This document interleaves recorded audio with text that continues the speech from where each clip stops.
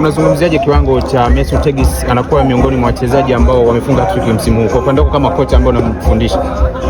Kwanza ni jambo, manake mimi sijafurahishwa sana naye kulingana hii top scorer angelikuwa anachukua yeye, manake hapa nyuma amekosa mechi zaidi ya mechi 5-6, sema kuwa ni uzembe wake sometimes. Alafu amekuja kujitambua baada ile, nafikiri most of the time imekuwa tunamueleza kuwa una uwezo mkubwa sana, na jambo ambalo nafikiri amekuja kushtuka kutoka kwa usingizi na ameona kweli kufunga magoli matatu kwangu nimeona sio bahati, manake nimejua na uwezo mkubwa na ni one of the striker ambao nasema kuwa kila mwalimu angefurahia kuwa naye. So Tegis akiongeza ana uchezaji wake na umakini pale mbele, bado kuna magoli mengi yatapatikana, manake naangalia kama mchezo wa leo alikuwa piga goli kama 5.